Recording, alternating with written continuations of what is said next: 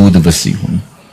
ادھر آرمینیا تک جا پہنچے، حمص فتح کیا، قادسیہ، یرموک. آپ ذرا دیکھیے کہ کہاں تک آپ کی فوجوں کے گھوڑے دوڑتے رہے، اور اللہ تعالیٰ جل شانہ نے ان کو جو توانائی، عدل و انصاف کی قوت عطا فرمائی.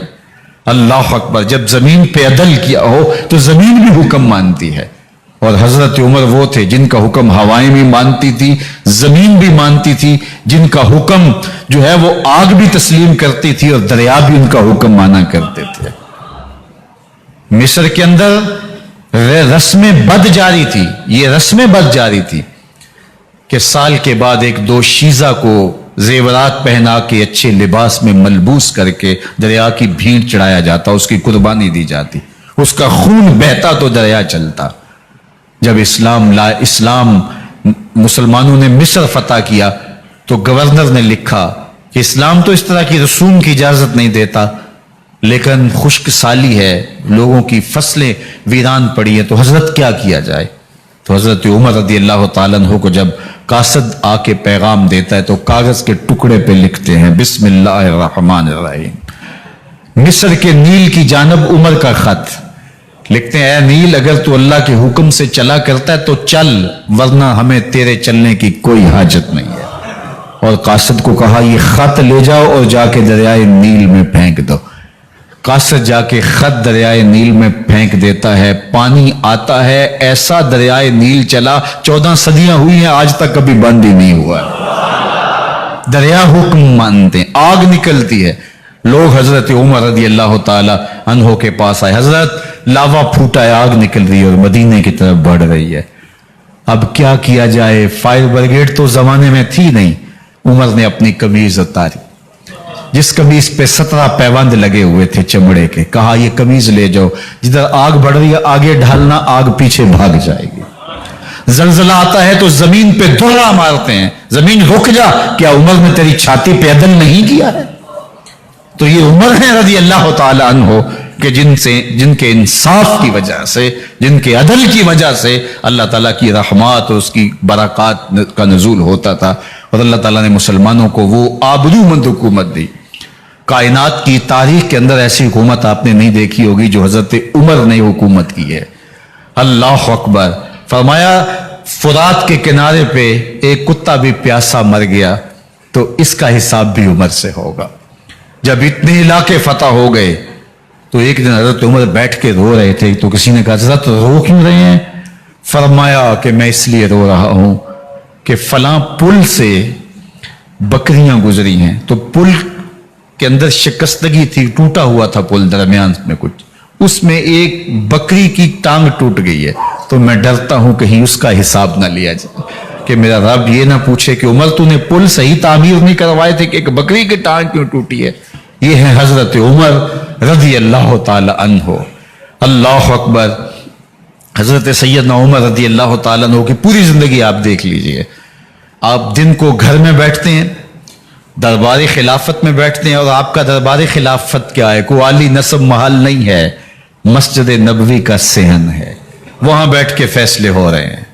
باہر سے سفیر آتا ہے اور آ کے پوچھتا ہے کہ میں امیر المومنین کے، مسلمانوں کے حکمران کے دارالامارہ میں محل میں جانا ہے، تو وہ مسکرا کے کہتے ہیں ہمارے امیر کا تو کوئی محل نہیں ہے. کہا کہاں ہے تمہارا امیر؟ کہا مسجد نبوی میں ہوگا یا بیت المال کی اونٹوں کی دیکھ بھالی کر رہا ہوگا، ان کی دیکھ بھال میں لگا ہوگا. وہ جب گئے تو مسجد میں نہیں ہے.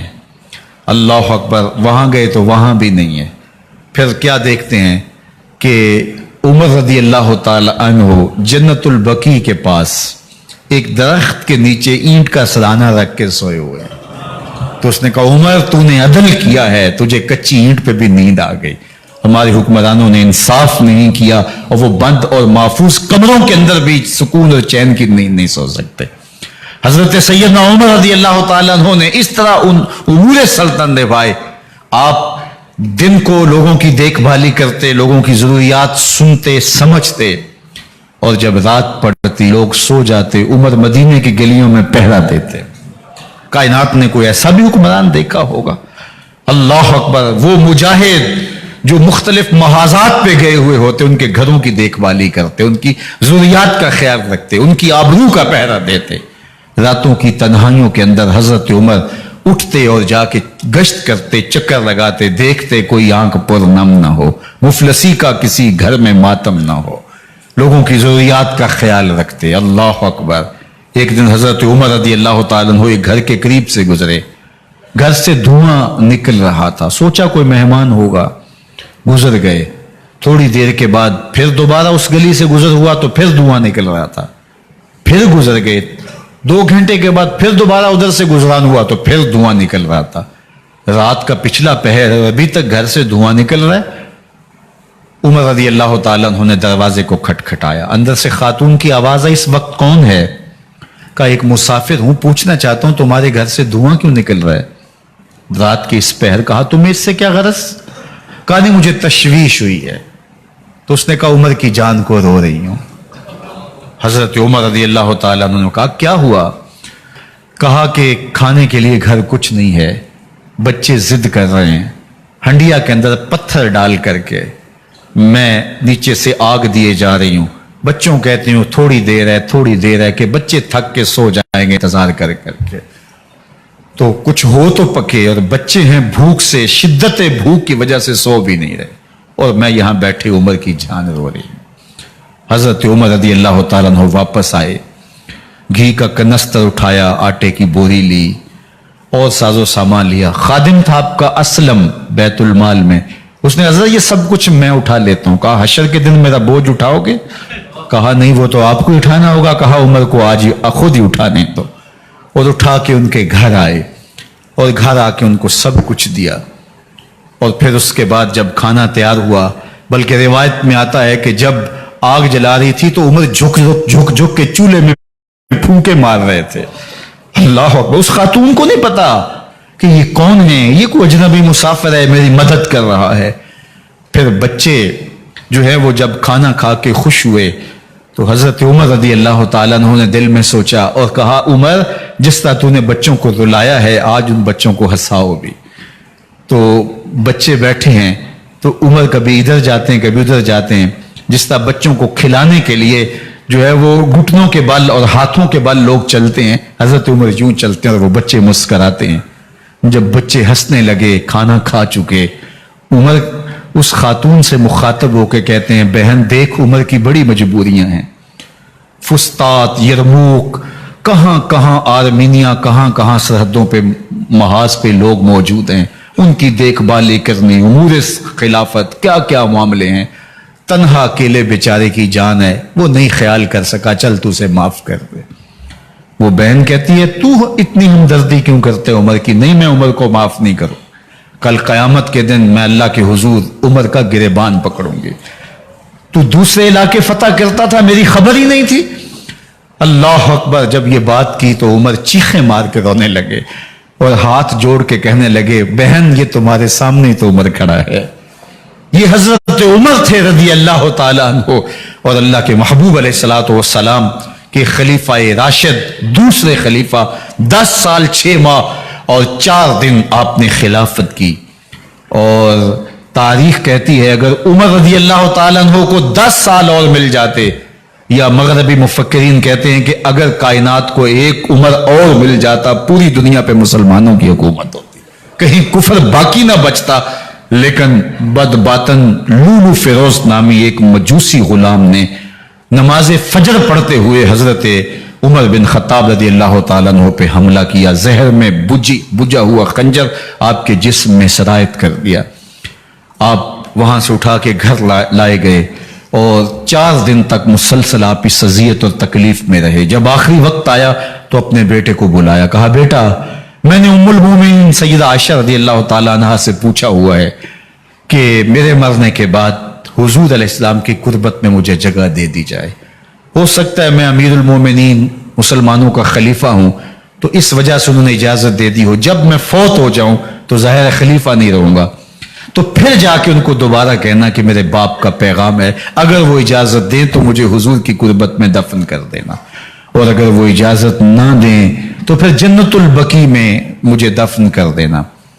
جب حضرت سیدنا عمر بن خطاب رضی اللہ تعالیٰ عنہ کا انتقال ہو گیا تو آپ کے صاحبزادے ابن عمر حضرت عائشہ رضی اللہ تعالیٰ عنہا کے پاس گئے، کہا کہ میرے باپ کا سلام ہے آپ کے نام، انہوں نے آپ کو زندگی میں کہا تھا کہ حجرہ انور میں سیدنا صدیق اکبر کے ساتھ 2 گز جگہ مجھے بھی نصیب ہو جائے، تو آپ نے اجازت دے دی تھی۔ تو میرے والد گرامی نے فوت ہوتے ہوئے کہا کہ دوبارہ ام المومنین کے پاس جانا اور دوبارہ پوچھنا۔ اس وقت تو میں امیر المومنین تھا، ہو سکتا ہے وعدہ کر لیا ہو، لیکن اب اگر آپ اجازت دیں تو یہاں ہم قبر ان کے لیے کھود لیں، ورنہ ہم جنت البقیع میں دفن کر دیں۔ تو ام المومنین سیدہ عائشہ رضی اللہ تعالیٰ عنہ رو پڑی اور فرمایا یہ جگہ میں نے اپنے لیے رکھی تھی، لیکن عمر نے اسلام کے لیے خدمت اتنی کی ہے کہ میں نے خود ترجیح دی ہے، اس لیے میں اجازت دیتی ہوں کہ یہاں عمر کو دفن کیا جائے۔ اللہ اکبر۔ اور پھر وہاں حضرت عمر رضی اللہ تعالی عنہ کو دفن کیا گیا۔ یہ قبر میرے حضور کی ہے، ساتھ حضرت صدیق اکبر ہیں، ساتھ حضرت عمر فاروق رضی اللہ تعالی عنہ ہیں۔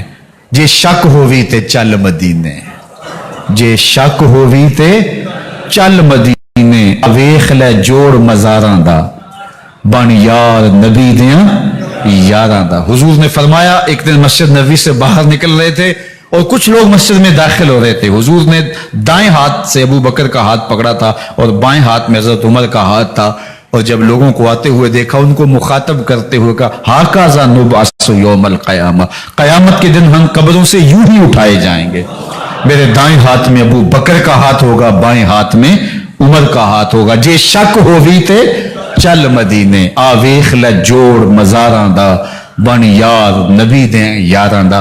تو میرے حضور نے فرمایا جب اچھے لوگوں کا ذکر کرو تو میرے عمر کا ذکر بھی ضرور کیا کرو۔ تو حضرت عمر رضی اللہ تعالی عنہ اللہ کے محبوب کے محبوب ہیں، باقی صحابی مرید ہیں، حضرت عمر میرے حضور کی مراد ہیں، اللہ سے مانگ کر کے لیا ہے، اللہ عمر بن خطاب عطا کرتے، اور پھر اللہ نے عمر کی صورت میں اسلام کو وہ عظیم تحفہ دیا جس سے اسلام کی عزت بڑھی اور شان و شوکت میں اضافہ ہوا، اور اسلام کے جھنڈے 4 داغ عالم کے اندر لگ گئے۔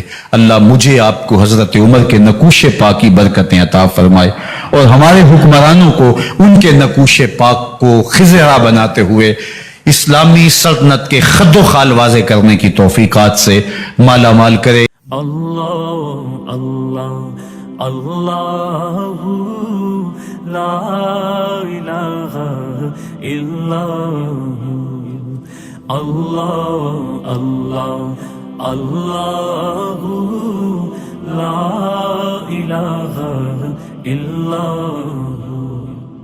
آمینہ بی بی کے گلشن میں آئی ہے تازہ بہار، آمینہ بی بی کے گلشن میں آئی ہے تازہ بہار، پڑھتے ہیں صلی اللہ وسلم، پڑھتے ہیں صلی اللہ وسلم، آج درو دیوار مدنی، اللہ اللہ اللہ لا الہ الا۔